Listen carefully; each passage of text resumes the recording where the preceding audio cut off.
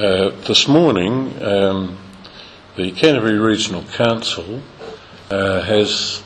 reached yet another milestone in its regional planning,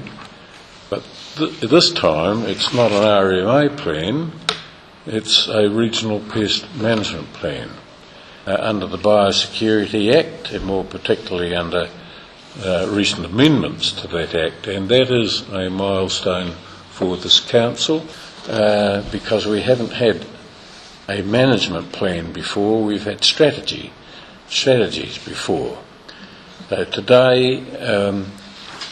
we received the report, the council received the report of its hearing panel who had done all the work in developing the plan, hearing public submissions on the plan and writing a report and recommendations following that, and the council has adopted that report as its decision, and so it's now the council's decision to make this regional management plan for 2018 and 2038 to 2038 as its plan, and the fact that we have done that will be publicly notified on the 21st of March, and that will trigger a appeal period of 15 working days. Those who made submissions on this plan, who were not satisfied with the outcome, are entitled to apply to the Environment Court within that 15 working days to seek some redress if they so wish. That can be either on process matters or on matters of substance in the plan. Once the 15 working days has expired, if there are any such applications or appeals, then of course they will be dealt with by the Environment Court in accordance with the Biosecurity Act, and under that Act the court is either required to dismiss the application or, if it thinks it has some merit, to direct the council to make changes to the plan. There are no appeals, then the plan remains as it was received and adopted today at council meeting, and is simply by way of a formality it is sealed with the council seal and becomes the plan. If there are appeals, then of course that process will have to be looked at again once the Environment Court's decisions are known, and the matter will come back to the council. The plan is very forward-looking. In a moment I'll invite Councillor Tom Lambie, who chaired the hearing panel, but of course is no longer functioning in that capacity, to say a word or two more about the contents of the plan. I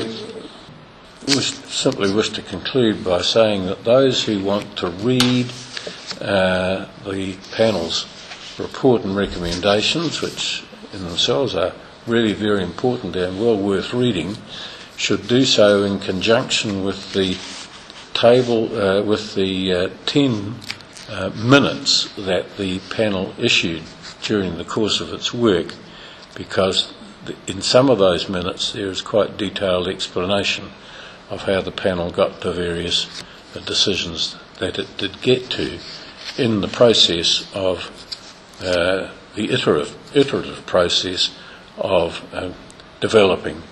the plan from a proposal to a draft in the final plan. So it's important when reading the report of the panel to read it in conjunction with those minutes. Thank you, Councillor Skelton, for giving that introduction to the adoption of this pest management plan that we adopted at the council meeting today. I just wanted to make a few brief comments. The critical thing is that this plan was the result of the changes to the Biosecurity Act in 2012, and very significantly the national policy direction that the government indicated to us in how we should prepare a plan. There was widespread consultation with the community, and I want to particularly thank the farming and wider community for their input into making this plan in its original form, and then through the submission process, the final plan. One of the pieces of early feedback that we got was that as we were moving into a new era where new incursions and new priorities were something that we wanted to make sure that we introduced into the planning framework,